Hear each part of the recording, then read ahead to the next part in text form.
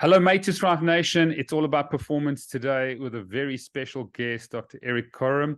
And he is a PhD in sports science or exercise science. And we're just talking offline, just with regard to his background. This man is an absolute expert in exercise and sleep in so many different areas. We'll put links to his website, his brilliant podcast called The Blueprint, and just so grateful for his calling, his courage. This man is curious, and we're going to have some robust debate here because I've got some real questions and I've got my own views. After 24 years of practice as a functional medicine doc and just working in the space, I'm just really looking forward to this discussion. So welcome to the show, Erik. Thank you for having me. You said debate. I wonder what's coming. Yeah. What's coming is the freedom to share your thoughts, the freedom to share your heart, your passion. You're a very passionate person. Just love the way you speak about your family and your kids and just how you're bringing them up and just in this healthy, thriving life. And so, yeah, I think we're going to have areas to agree to disagree, but that's cool. I love that because it keeps us sharp. And as long as we're in a way that we honor one another, I think that's the most important. There's too many people slating people out there. But Erik, I want to just go straight into it and just talk about exercise. There's been a lot about talk about the different zones, how many zone 2 sessions you need, how many zone 5 sessions you need. I know you really are an expert in wearables and the data that we need and possibly even talking to AI algorithms, how that's going to help performance from an exercise point of view, even your view on how many steps per day. I'd love to unpack that. But maybe you want to just, for the audience and the viewers on YouTube, just define the different zones of exercise and then what your view is on the research on how many different sessions people need to do with regards to the zones. Yeah, this is a wonderful question. Let's just start with kind of what we know about longevity. Okay. The World Health Organization, the Department of Health and Human Services here in the US recommend 150 to 300 minutes of heart rate elevated exercise. Yeah. Okay. What does that even mean? That's not exercise where you're walking. That's not intense enough just to go flat walking at 3 miles an hour is not fast enough. You actually have to get your heart rate elevated, let's say in this kind of zone 1, above 50% of your max heart rate. Let's even say like 60% or above. Does it really matter what the exercise is from just a cardiovascular standpoint? No. Your heart doesn't know.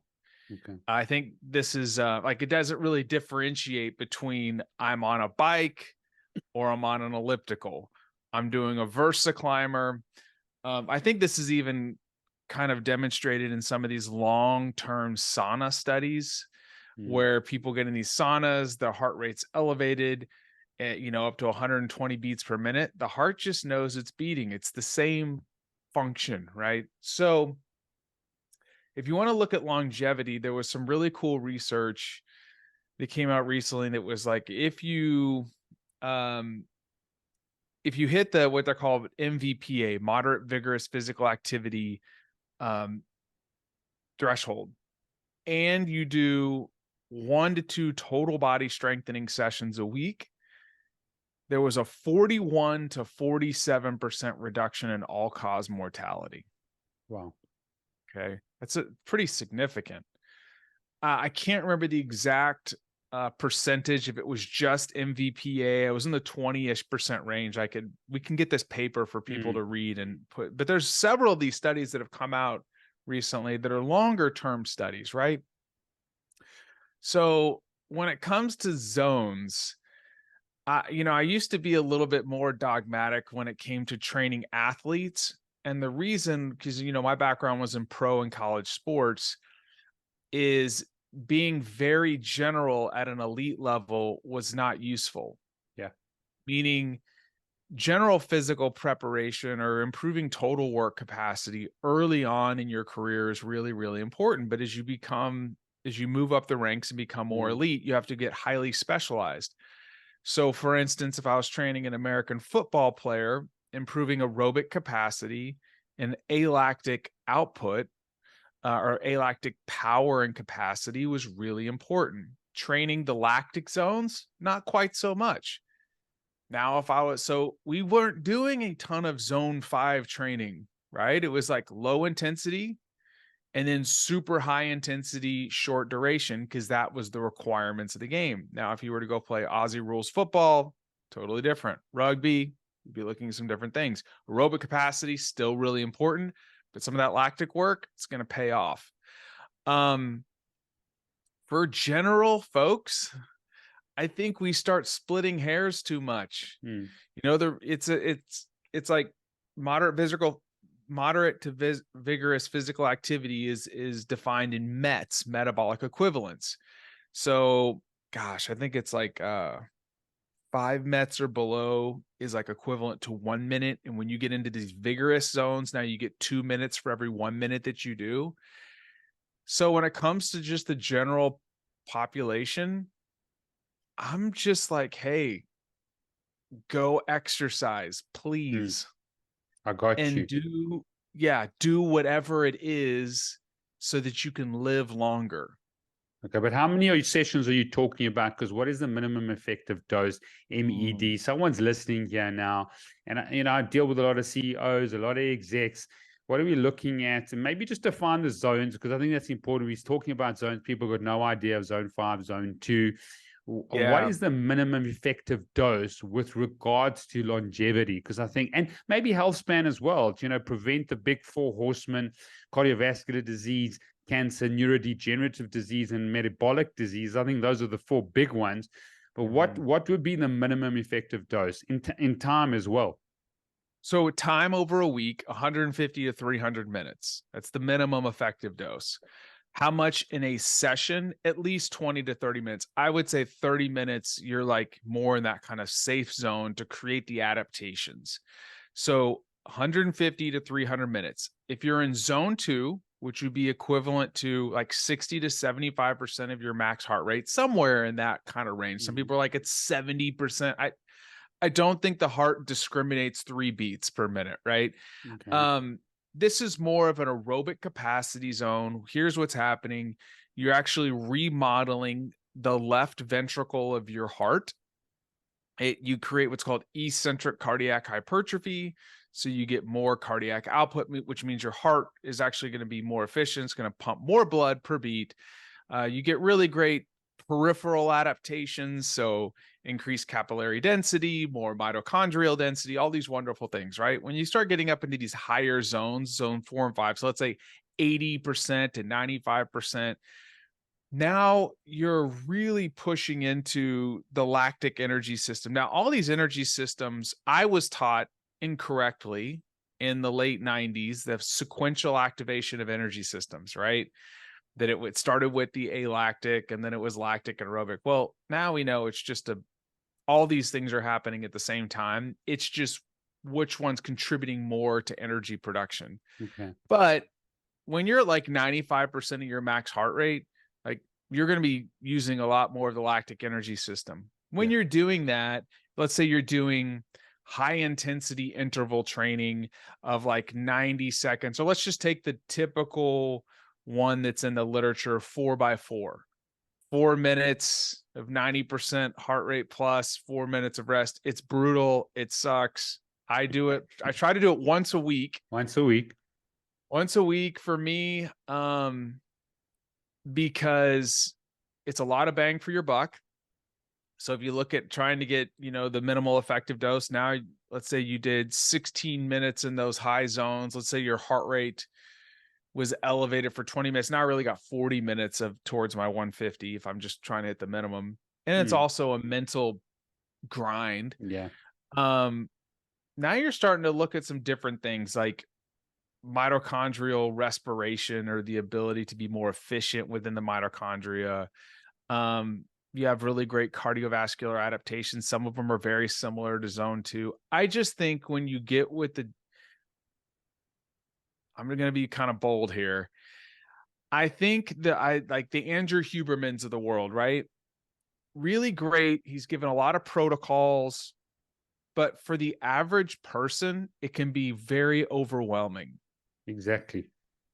So let's simplify here. 16 minutes of high intensity interval training where you're doing zone 5, we call it the almost puke test, and 16 Yeah. minutes of basically rest, whether you're walking in between. That one session, so it's 32 minutes, because we're going to probably cut this for our little socials.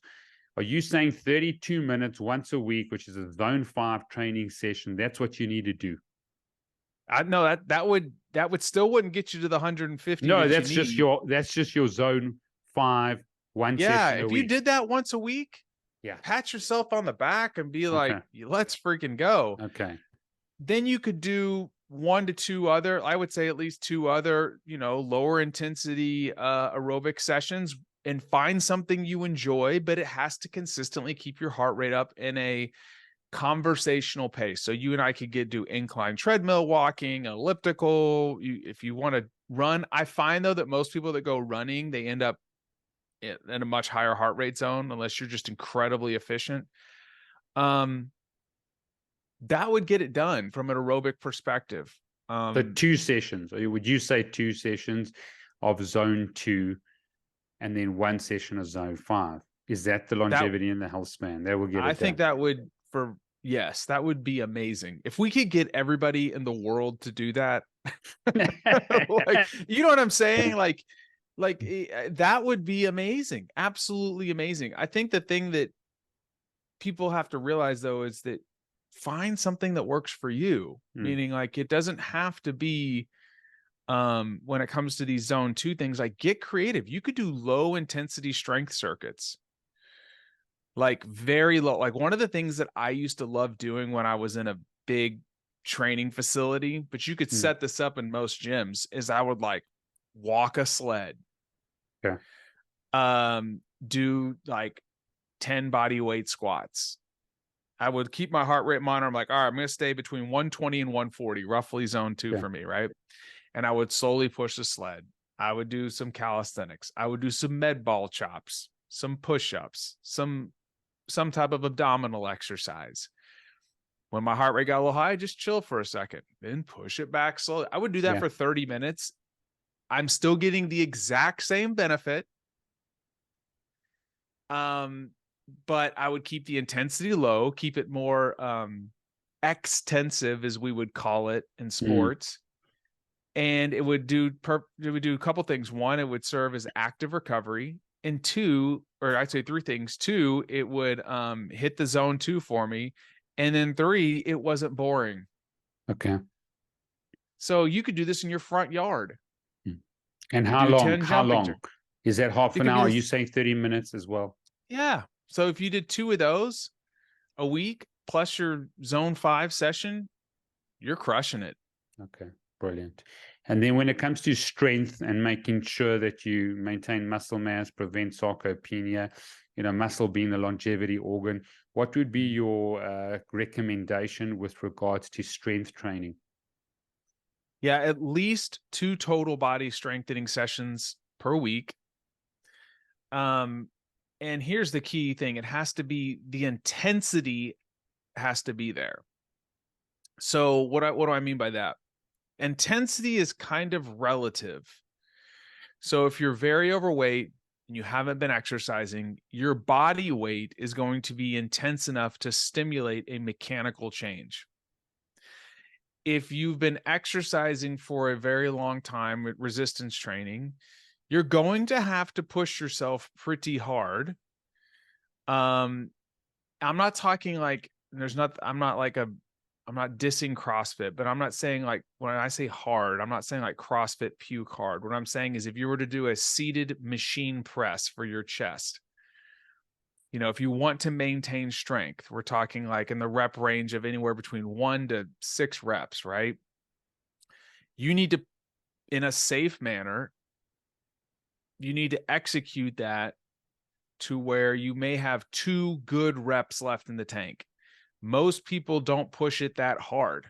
Okay. So they actually don't really stimulate the body enough to maintain or improve strength. So if you're just starting out, a body weight squat or a split squat or walking lunges could be a very intense thing. Then the progression could be resistance bands. But soon you're going to need to start using some external weight. And after a while, the little 5-pound dumbbells in your room is not going to get it done. Okay. You've actually got to lift something or move something that's heavy And in how a safe mm, manner. and how important is it that you lift heavy things with regards to health span and sort of longevity? Oh, you just hit it. I mean, sarcopenia, bone mineral density. If you don't lift heavy things, the body is an adaptation machine.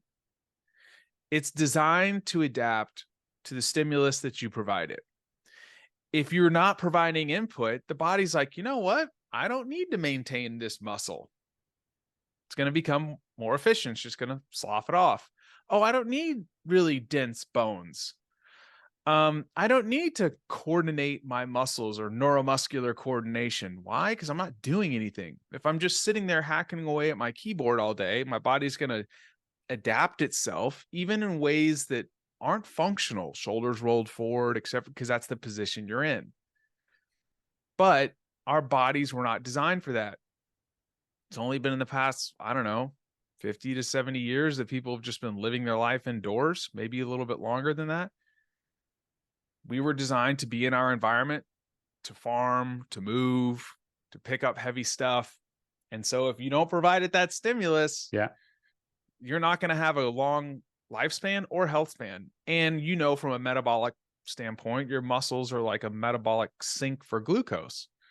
It's going to suck it right up. So, it's really important that we continue to lift weights and exercise. Brilliant. And I think the emphasis there, Erik, is lifting weights. And I see a lot of, I got more female patients and clients over the years, 24 years, but they're resistant to lifting weights and pushing themselves hard with regards to, getting into the gym or going to CrossFit and I know it's a generalization, but your average, perimenopausal, postmenopausal, a lot of these clients that I see for functional medicine, they start getting skinnier, they start losing muscle mass, and they start getting the skinny fat and very resistant to losing weight. But it's crucially important to ensure that these folk really do the weight training. And in sometimes even probably maybe more important than a zone 5 is the strength work plus the zone 2. Yeah, I mean, that would be my preference. Yeah. I personally love, like, right now, just because of my life and my busy schedule, I wake up in the morning, I put a weighted vest on, and I've started doing this for about 4 months now. And I just go walk, and then I also get some spiritual time in. Very interesting. I did a DEXA. Yeah. And then like 3 months later, I did a DEXA again, and my bone mineral density, my legs increased. Oh, wow. Wow. I That's incredible. I wasn't even thinking about it. Right. Yeah. And then I did the DEXA, and I was like, they're like, yeah, you had a nice little increase in bone mineral density in your lower limbs. And I'm like, oh, it's because I've been walking with a weighted vest every morning. My goodness. Now, this is an incredible piece of advice that people who've got, osteoporosis or osteopenia can put a weighted vest on and then go and walk. It actually reminds me of rucking. I mean, now listening to a lot of podcasts and what's happening in the States, rucking, we've got rucksacks here in South Africa. I don't think we've got any of the actual ones that you can add weights to, but people can just pick up a rucksack and go walking and then It doesn't need to be very heavy. Like, how just heavy is your weight? How heavy is this weighted vest of yours? For me, it's 20 pounds. Okay. And you are how many pounds? 200 pounds? Yeah, I'm about 214 pounds. Maybe it's 25, but I do remember when I first started wearing it, I was like, I would go on a 30-minute walk. I'm like, like I can feel that in my hips and my legs. Now I put it on, I don't even feel anything. Wow. So maybe it's time to add a little bit more. But I would say take it slow, just like anything else. You don't want to, overload yourself, and then all of a sudden you got tendonitis in your Achilles or something, and that would just be awful. Okay, I'm going to get onto heart rate now. This is something that I really want to get your detailed view on. I've run 11 comrades over the last 28 years. I've run over 40,000 kilometers on the road. I've done a lot of ultra running, marathons. I love my running. Pre-COVID, or I call it BC, this was my deal. And the last 3 years, I'm not doing the running like I was. I haven't run comrades. I put on 7 kgs of lean muscle mass in the last 3 years, which I'm exceptionally happy Good about. job. But one of the biggest sort of hates that I have is this heart rate monitor on your wrist via Garmin or Apple Watch. And I just find they are inaccurate. I find sometimes they give you the right reading, then they don't. I tested with a chest strap, and then sometimes it's, not right, and I'm on and off. What is your view on just heart rate, measuring heart rate? Because I've come to a point that if you don't have a chest strap on, you're getting often incorrect readings, especially with the electromagnetic fields and radiation out there. In the gym is like an electromagnetic soup.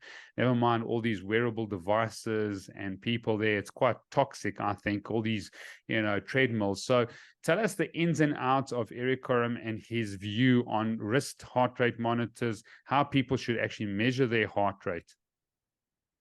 Wow. So did you know about the blog that I have on the accuracy of wearables? No, I looked at your blogs, but I didn't look at that one.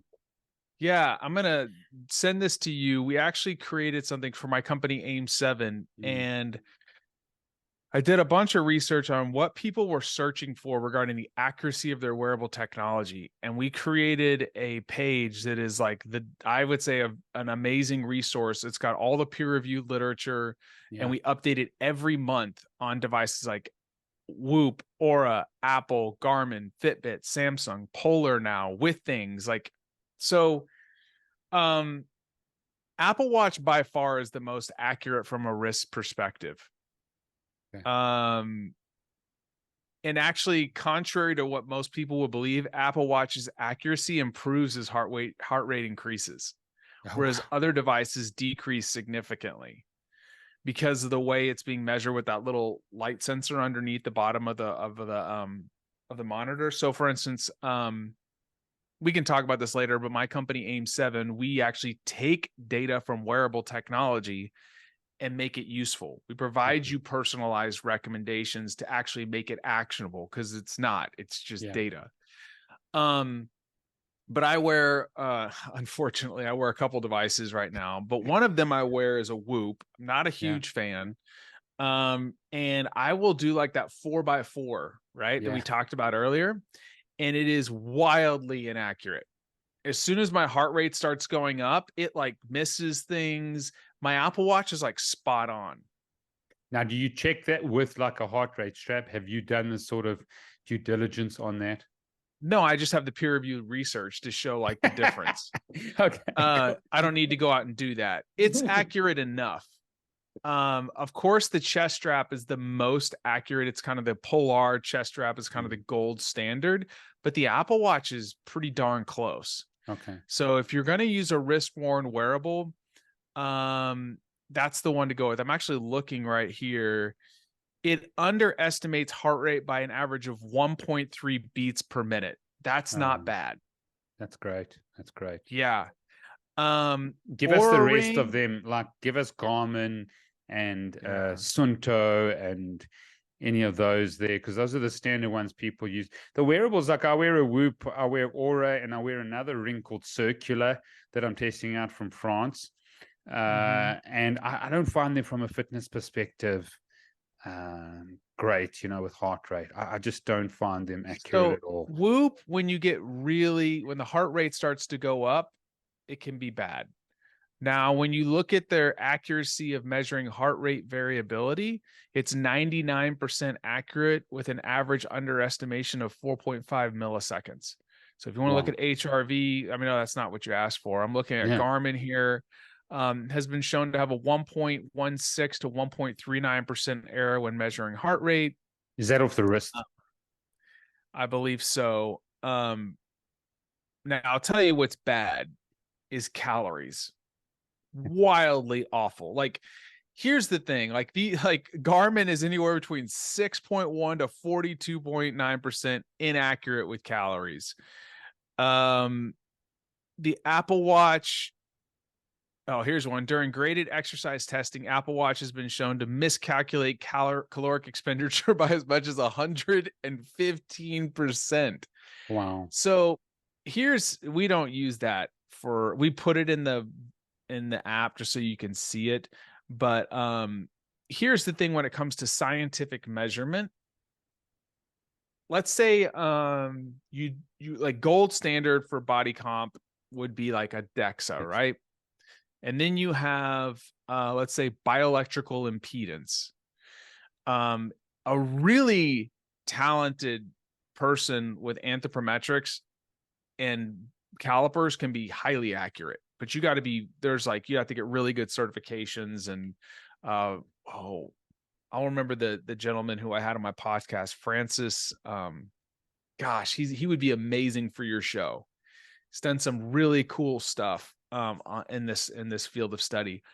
But if it's inaccurate, let's say you're measuring something and it's 7% off, but it's 7% off all the time. Yeah, it's That's precise. It's precise. Yeah, but it's precisely inaccurate. Correct. Yeah, it's not accurate, but it's precise. It's making the same errors, which is important so you can see the trend. That's exactly what I was trying to say, is the trend is what's most important. And you're looking for a signal that something's off.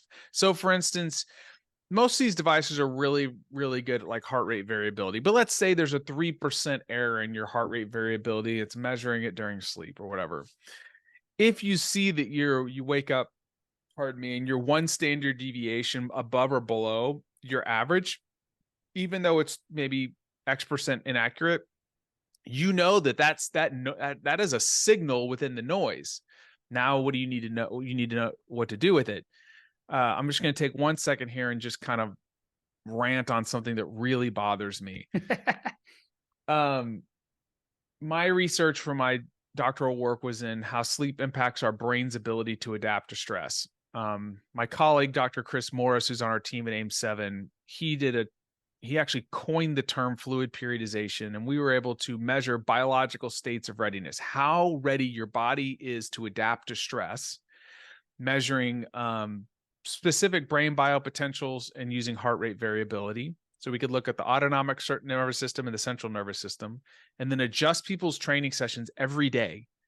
The people that use this methodology, these were elite athletes in the US versus their counterparts doing the same exact program. The players that used a daily change in their training based off of what they could adapt to had anywhere between 54 to 592% more improvement in things like peak vertical power, lean body mass, aerobic capacity. Oh, it's amazing. Just shows that when you match the right dose of stress with what your body's capable of adapting to, that you'll adapt faster. But one of the things that a lot of these companies get totally wrong is they see spikes in HRV as a good thing. That is not a good thing. A gradual trend over time and of an increase of heart rate variability, yes, does improve. Does say, your autonomic nervous system is in a better state. You're improving fitness from a very general perspective. Yeah. Your body's in a state of better adaptability. But a massive uptick in HRV is your body saying slow down. It's putting on the brake for you. I'll give you an example. I recently climbed Mount Hood, the tallest mountain in Oregon, raising money to fight human trafficking. And it was an exhausting hike. It was a climb, and like an ice climb. Like started at 12:30, 1:30 in the morning. We're on the mountain. 10 hours later, we're done. I had to fly several time zones. Then I had to fly back. I get back. I'm dead. I wake up and my Oura ring is telling me that I'm in the greatest position of my entire life. I'm at like 99%. My HRV is through the roof. And I'm like, dummy. Yeah. No, that's wrong. And a lot of these devices, although they're good at measuring certain things, are giving people bad advice. Okay. And that's what we got to know. That's a whole nother topic. Yeah. But I want to sort of just contextualize now. Let's talk about heart rate on the wrist. Give us your top three. This is what people use: athletes, runners, those that go to the gym, CrossFitters. What are the top 3 devices just to measure heart rate on your wrist? Polar has come out with a good one recently. I would say Apple Watch, Polar. Yeah, let's see here. There was the one on the upper arm. Polar's got something for the upper arm. I would say Whoop at low heart rates. And Okay. probably, I haven't really tested the Garmin, Okay. but if you're like really like, look, people get all bent out of shape about zone 2 versus bleeding up a little into zone 3. Like, let's be real. Like, I don't think we've done enough. Like, nobody's dissected enough hearts when people died and compared zone 2 to zone 3. Yeah. Like, are you in the ballpark? And do you have a little bit of interoception, which means like, are you internally aware of what's happening to guide the process? Okay. If you're Good. going to go with a wrist worn wearable, I would go with the Apple Watch. I think the Polar one with the forearm or the upper arm is really good. Whoop at low heart rates. Okay. Otherwise, I would go with something with a chest strap if you really, really want to be accurate. Okay. Good. Good. Now, heart rate variability, because I've been wearing the Whoop for a long time. You said it's pretty accurate. Let's talk about Aura and talk about Whoop. What are the best HRV wearables? Well, let's see here. You can actually trigger an HRV reading with the Apple Watch. I don't know if you know that. Mm-hmm. You can do a breathe session. Aura Ring is great. It's measuring it during sleep. It's really about when you measure it. Okay. You want to measure heart rate variability either at the same time or in the same conditions. You want to measure it when you're not in a stressed state. So measuring it during the total duration of sleep. So wearables are really good at detecting sleep onset when you went to bed and sleep waking. They are not accurate when it comes to detecting sleep stages. Okay. So please do not index on deep and REM sleep. I just had Dr. Kathy Goldstein on the show. She's a neurologist and sleep doctor at the University of Michigan Sleep Disorder Clinic. And we were talking about it's a joke that they're actually reporting on it. Aura is 79% accurate, but that's still not accurate enough to say I know how much deep and REM sleep I'm getting, because they are measuring it off of actigraphy and HRV. When you actually measure it in a clinical setting, it's off of eye movement and brain waves. So I think AI will get us there eventually.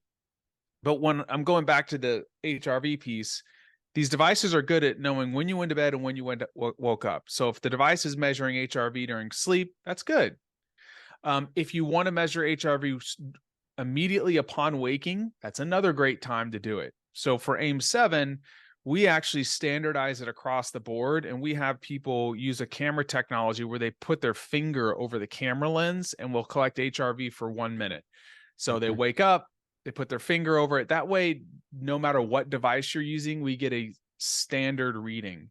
Another way that you could use it for very important training sessions is you could do it right before you train. Just know you would probably want to rest for about 4 or 5 minutes. And if you drank caffeine, it could really, like if you took a pre-workout an hour before, your HRV is going to be really low. Okay. So I find the best time to collect HRV is either during the entire duration of sleep or upon waking. Now, Whoop used to say that they were taking HRV during the last phase of slow wave sleep, and it was completely inaccurate. And they actually stopped doing that. They quietly never told anybody. They just quietly changed their algorithms because they were getting so much pushback. And now if you were to wear Aura and Whoop at the same time, they're almost identical because they're measuring it the same way. Good. And often a question, how would you answer this, Erik? What should my HRV be? Yeah, there are standards and norms by age, by gender. I could pull those up.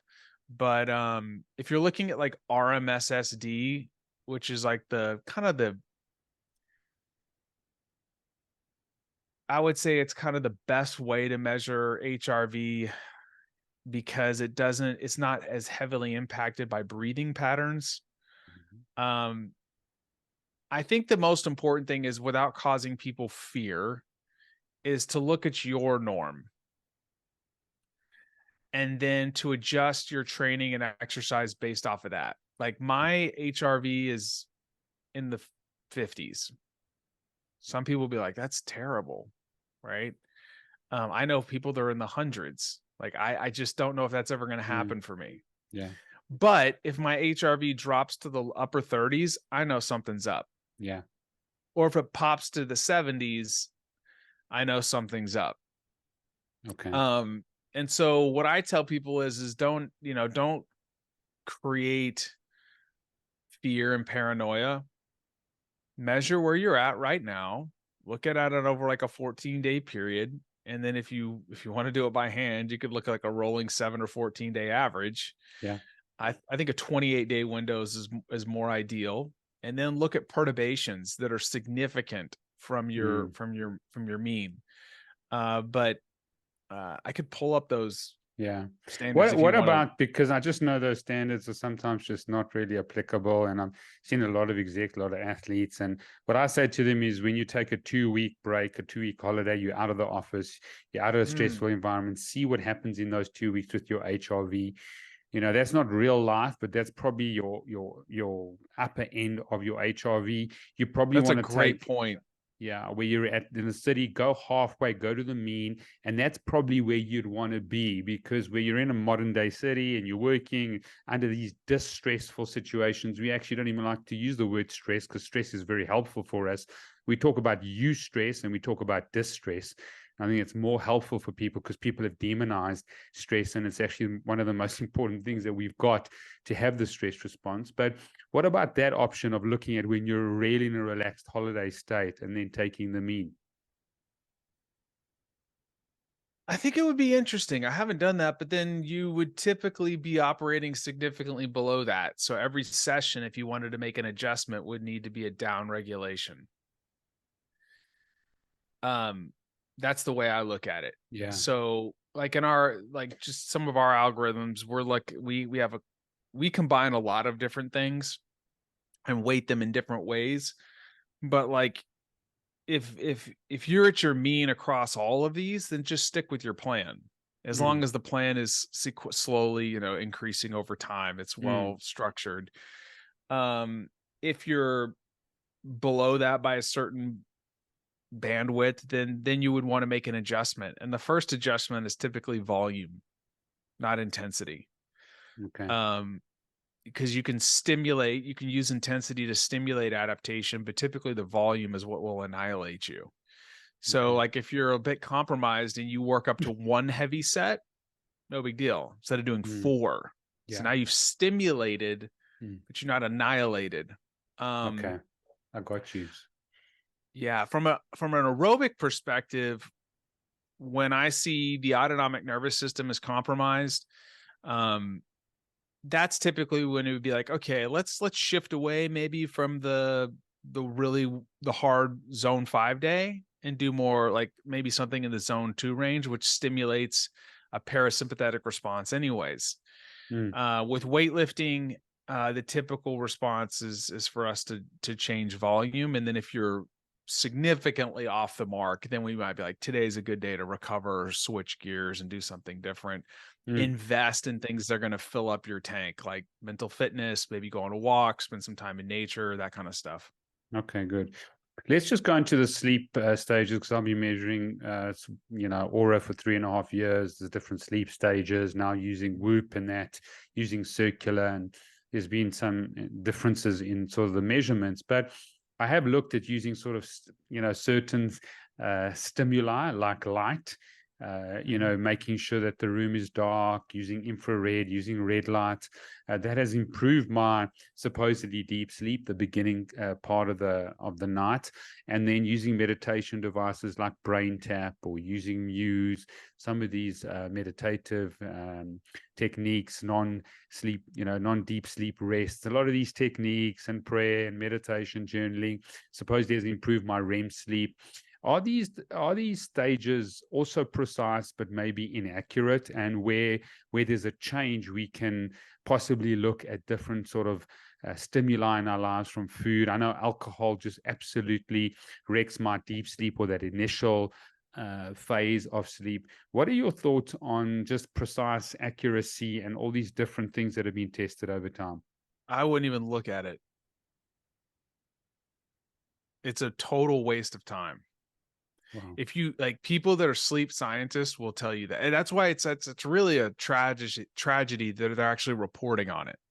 Because the only way you can be very accurate with it, I mean, these aren't like 5% error. We're talking like 30, 40% error. You know what I'm saying? On these sleep stages.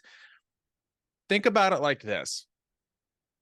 Sleep architecture is pretty consistent. You sleep in 90 to 120 minute cycles. When you go to sleep early at night, you have what's called slow wave sleep pressure, which means that your body is you're going to have more non-REM sleep than REM sleep. As night goes on, now you have more REM than non-REM. If you sleep deprive somebody, like they can't sleep for 24 hours, 48 hours, and you give them a 3-hour sleeping window, their body will immediately move into deep sleep. Like it's going to almost prioritize solely on that. But the architecture is the same. These cycles. There's a reason for that. Growth hormone production, the body's like, okay, I need certain things like growth hormone to help stimulate tissue recovery. It's like trying to preserve certain things. Still, sleep is kind of one of these enigmas that we haven't fully elucidated. Like if you read any sleep studies, like that's typically like the first sentence or two. Sleep is this amazing biological process that is yet to be fully elucidated, blah, blah, blah, blah, blah. And then it goes into it. And after reading that like several hundred times, I was like, wow. And then the more we learn, but for the average person, focus on the big things: duration, onset, consistency. That's if you want to look at the 3 big behaviors that are going to drive things: duration, 7 to 9 hours. It's pretty well documented. Like, you know, if you think you're the person that can do really well off of 5 hours of sleep a night, you're not. Like, you most likely don't have that genetic polymorphism. There was a paper that just came out. I wrote an article about it and some people got really upset, but it showed that people that exercise and frequently and intensely and then it was like 6 to 8 hours of sleep a night, they have slower rates of cognitive decline. Makes sense, right? Sleeping, exercising. People that exercise frequently and intensely and get less than 6 hours of sleep a night have similar curves of cognitive decline as people who don't get very much sleep and don't exercise. Wow. Pretty crazy. Double whammy. So the duration matters. 7 to 9 is like a safe window. The consistency of when you go to bed and when you wake up prevents social jet lag, right? Every time, you want to maybe have a window where you flex an hour, forward or back, but as tightly of a window as you can keep during the week and on the weekends, you're going to keep your circadian rhythm at a very consistent cycle. When you start messing with that, then you end up with social jet lag. It increases your risk of cardiometabolic disease, depression, anxiety issues. You're not going to be as focused. And then when you go to sleep matters. There was a really interesting study that came out, I think it was like a year and a half ago. The Broad Institute at MIT and Harvard and the University of Colorado did a study with over 800,000 people in the UK Biobank. Plus, they used 23andMe genetic data. They used sleep trackers, journals. I mean, it was a very robust study. And they wanted to understand the relationship between, what's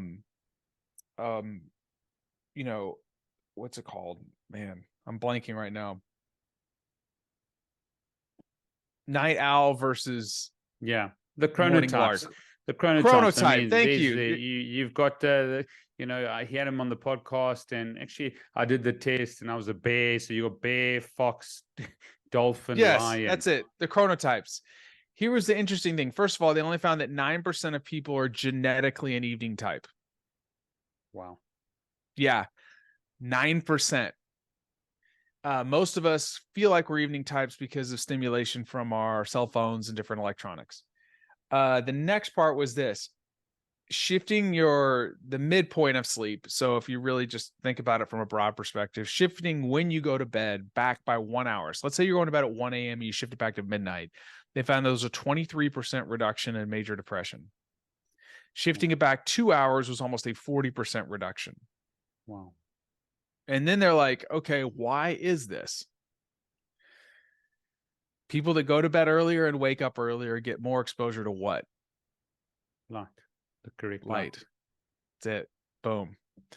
So, one of the first things we learned when I was studying sleep is, the things that drive sleep. There's a homeostatic drive and a circadian drive. Light is the primary, what's called Zeitgeber or anchor of the circadian clock. So when we go back to these deep and REM sleep and all this kind of stuff, it's just like, look, duration, onset, consistency, and then make your room cold, dark, and quiet. Do the basic stuff and let that take care of itself. Like, we're not to a point yet where I can like put some probe intracranially and stimulate something to have I think Kathy made a really good point. I think it was off the air where we were talking and she's like, Eric, I was at a major sleep conference with a bunch of doctors. And she's like, some of these folks out there have made sleep something that's not equitable anymore. With you. Because we're putting so many things around it that like, you got to do this, you got to do this, you got to do this, you got to just real simple. When the sun goes down, make your house dark, go to bed. You know what I'm saying? Like, let's just get back to what was happening 100 years ago. And if you want to use like for yourself, like red light, these different things, that's like a 1%, but if the average person just cleaned up these other things, their entire life could change. Yeah, no, I'm with you. And I think what's happening is there's a misunderstanding where HRV is like really accurate. And I think it's really important and it can be really used. So now we say, okay, well, HRV comes with Aura, comes with Whoop, then, well, the sleep stages must be. I mean, I'd love to hear, I couldn't get the Aura guys on my podcast. I couldn't get the Whoop guys on my podcast. They didn't, what are these guys saying? I mean, is it just precise where certain variables and factors are changing? I know that if I eat or I love single malt whiskey, sometimes have it with my close friends. I know if I have it at night, supposedly these sleep stages something's changing, and I've tested Oh it, yeah, you're getting fractured sleep for sure. So you're not going to change it. If I fast at night, these sleep stages generally improve. So something's happening. I mean, have you had these guys on that have made these statements? Because I mean, it's I always people think I'm this outlier, this pioneer, and I get defamed because of what I've been saying. And I did my first lecture on vitamin D in 2006. It was back then. I mean, people weren't even like concerned about vitamin D, never mind the optimal ranges of looking at like 50 NGs per ml. So people used to make these comments without having me on and actually discussing it. What are the guys from Whoop and Aura saying with these stages? I have no idea. I really don't care. Like, I wish they look, they have a product to sell. They can approximate at it. And, I think Aura, here's the thing, like, I believe, like, I don't want to say anything bad about Will at Whoop or anything like that. I think, but like, Aura's been very good about publishing their research. They're very open to science. They work with a lot of folks. I just don't think it's responsible to tell people you're getting deep in REM sleep stages of this when we know that it's not accurate enough yet. So that's their judgment call. Okay. But I'm going to challenge you. I'm going to challenge you here, Eric. You're a curious guy. You can stay calm. You're a scientist. We need to hear this. We not, I know I hear you say, I don't care. That's fine. And that's your call. But I'm going to challenge you. You got the network. You got the know-how. You got the research. Let's find out what these guys are saying. Maybe they got reasons. Maybe they got something we don't know. Maybe they're saying it for a certain perspective. Maybe they're precise but not accurate. And so I would say to you, with your knowledge base, let's open this up, because I think people, like you said, are getting the wrong advice. On the other hand, just having a measurable, I've changed not hundreds of lives, thousands of lives. I've imported more aura into this country than anyone else. And people have looked at it and said, I'm aware of my sleep now. Now, I have some of them being sort of orthorexic about the stages, absolutely. But for most people, they're like, oh my goodness, I didn't realize that I'm only getting 6 hours and 33 minutes of sleep. And actually, Now I'm that's getting, accurate. so Accurate. but just becoming aware of that is like great. Okay. And so then you bring a measurement and then they're aware, which changes behavior. So, we don't actually, let me tell you this. There was a paper in the Frontiers of Physiology from 2022 that demonstrates that wearables do not change long-term health behavior. Okay. With Oura rings. Here's what you need. Wearable by itself. If I give you a wearable, long-term health behavior does not change for the most people, does not change long-term health behavior. What you need is, this is what you're probably doing as a coach. You need a goal. You need real-time feedback. You need encouragement and you need education. But if I just give you something that tracks behavior, research demonstrates it does not change long-term health behavior. Now, did those people invest in that, or was that study given to them? What do you mean? I just know if you got skin in the game. Let me give you an example. If people come to me as a coach or a physician and they pay for the ring, okay, they are much, much more likely to make the changes. Okay. Only and long term. Now, in 2016, over a third of people that, it was more than that owned wearables after it was like 6 weeks stopped using it because it's just data. It's descriptive data. And so I'll pull the paper up from Frontiers of Physiology, but lifestyle modification, use a biometric ring. It was a 12-month randomized placebo-controlled study. Okay. Very well done. I'll send it to you. Okay. But send it to me. Yeah, it's just very interesting. It just shows like people need directed education with them. It's like, okay, go hop in your car and drive your car. You got a dashboard. Yeah, but the difference is this, Eric. Difference is someone gave me the car, different story. If I paid for the car or I paid for the ring, I'll give you an example. I've been here 24 years. If a family member brings someone here and they pay for the consult, the chances that they're going to follow through with anything I give them, any tests, any supplements, any lifestyle changes is next to minimal. If they pay for the consult themselves and they got skin in the game, they are far, far more likely to carry on with the different changes. It's something when you've got time or resources invested that it's sort of, I don't know, especially now with these rings and Whoop having to pay every month. I don't know. It would be interesting to have a look at that. But look at their churn. So the study was over a third of consumers stopped wearing devices after 6 months. Why? Okay. 50% of wearable owners just stopped using them. Why is it? Data without actionable coaching recommendations is completely useless. Let me give you an example. I pioneered the use of athlete wearables in the US, opened a multi-billion-dollar market for sports wearables and data here in the US. Nobody had ever tracked an athlete with GPS tracking like you have in rugby until 2011 when I did it at Florida State. When we originally had the data, I brought it to the coach and it caused a tremendous amount of friction. Why? It's just data. You could just wipe your rear end with it and throw it in the trash can. Oh, but we spent money on it and we put it on the players and we had it connected to satellites. And it wasn't until we actually quantified the game of football, understood what was happening, and then decided to create, like, we had to educate everybody on, like, this is what's happening in the game versus this is what's happening in practice. This is, like, you see what I'm saying? And then we were able to create measurable steps. The next year we had an 88% reduction in injury.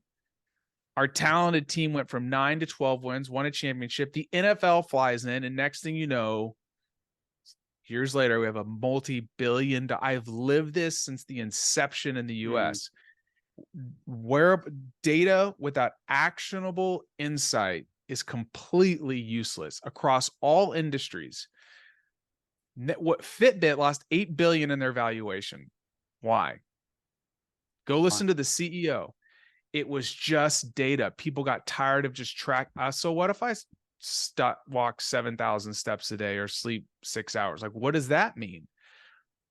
Apple Watch comes out. So Fitbit's doing this. It's going down. Apple Watch comes out, does the same thing, plus you have utility. Okay. You see what I'm saying? So Fitbit went from like, I think it was 8 to 10 billion in valuation. They sold for 2. You and I would both be very happy with a $2 billion exit. The point is it doesn't change long-term health behavior. Why do you think? What about this? I think education is important, awareness. I agree with you, Coachy. There's a company called Discovery Health. Go and check it out. Say, for instance, you get your 10,000 steps, they reward you financially for reaching it. So now there's a reward, there's a motivation based on finances across your banking sector. So they've got Discovery Bank, they've got rewards on a weekly basis. You get vouchers, you get 35% that's a of great local way to flights, international incentivize flights. behavior. So do you you're think incentivizing behavior? So you think just the wearable plus the reward is going to change behavior long term? If the reward's big enough, I think you'll see a blip. People are willing to exchange their data for certain things. Like if an insurance company is like, hey, if you hit these certain benchmarks, we're going to give you a 70% reduction on your insurance premium. If the reward is good enough, people will start to modify behavior. But they need to understand, like, how do I put it into action? Yeah. So there's got to be some education around it. Like, okay, here's what you got to do. It's like, hey, if you get X grade on your SAT, you can go to college. Okay, I'm just going to go take the test. No, you got to teach somebody I got you. how to answer the questions. Yeah. So all it is data. Okay, got you. Okay, last question. We're wrapping up now, and you've been incredible. And I'll get those links there. I definitely want to just pick your brain. Hopefully we can really, I like you, and hopefully we can set up a relationship. But tell us about steps now, because this is something that I've worked on and I've seen, what does the research say on steps? I mean, I was looking at a corporate today. He's the CEO, working with him for a while. He went overseas on business. He went from 8,000 steps to 2,000 steps. Said his sleep tanked and he wasn't able to exercise and move as much. What is your view on steps and just what's sort of the minimum effective dose? And I know you got some strong views here. Yeah, I mean, it's important. We do know the 10,000 steps rule was a marketing ploy from a Japanese pedometer called I think it was the Manco Pi which translated into English means 10,000 steps meter. But there's kind of a threshold of around 7,000 steps a day. Does show that like you start reducing all-cause mortality. There's even some research coming out of the University of Texas's lab showing that you could perform, it was like a 1-hour run. And if you did this running session, but you like walked below a certain threshold, you didn't have the same metabolic adaptation to the training session. Super interesting. So they if you start Googling exercise snacks, that's kind of what they're terming it, that you need to keep moving throughout the day. So I think it's movement and steps. So like, I tell everybody to kind of shoot for 7K or more a day. The more you walk, the better. But it kind of starts to taper off a little bit. I think around 10 to 12,000, like the magnitude of benefit. But the more you can move, the better. If people are sleep deprived, if people are struggling with their sleep, start walking more. Start creating pressure for sleep. Exercising more, you're going to be a little more fatigued. It also is a great way to process difficult information. So when you get into optic flow, you're able to suppress fear centers in your brain. You dampen some of the response from the amygdala. Now they're using it in things like EMDR. That's where that came from. Those light boards for processing. It just came out of walking, like you're in optic flow, your eyes are kind of following the same pattern. Wow. So it's really good for therapeutics. So Brilliant. I say walk as much as you can. Brilliant. Yeah. And what you reverse to is the 10,000 steps. Everybody needs 10,000 because that was a marketing, but as much as you can move, as much as you can walk is going to be beneficial to you. Brilliant. Last question. sustainable transformation. I've been in practice 24 years, done over 140,000 treatments for people to sustain lifestyle habits. And they come to me with sickness, disease, chronic disorders, and they just literally, change for the first 3-6 months. And then a year later, they're back to their old ways. Give us your sort of top 3 pieces of advice with regards to sustaining your transformation. Yeah, you need to connect. First of all, you have to be crystal clear on where you're going, and you need to understand why you're going there. So I'd say before any of the behaviors come into play, you need to understand your why. And then you need to understand what you value. And if you understand your values, then you can link your actions to your values, which will it gives you a better shot at accomplishing your goals and sticking with the process for the long term. Like we learned a lot about this with athletes. Like everybody wants to win a gold medal, but why? And then when you started understanding like the values that people had, you could link the difficult things they had to do to those values, and people were able to persist more when emotion entered the equation. And then I would say you need to understand where you are and take small, tiny, tiny little steps. Because consistency will always beat intensity over time. Brilliant. Brilliant. Well, I want to declare favor and blessing over you, Erik. Thank you. Your family, your future. Thank you for your courage. Thank you for your curiosity. We need people like you to hold other people to account. And I think one of your purposes and your whys is to call it like it is. And so I'm going to be backing you, blowing wind in your sails, that you've got the network, you got the connections. I loved your podcast with Kelly McGonigal. We'll put that on in the show notes. You're a pioneer. You're a man of integrity. And so thank you so much for coming on the show. Thank you for having me. I really appreciate it, Steve, and blessings to you as well, my friend.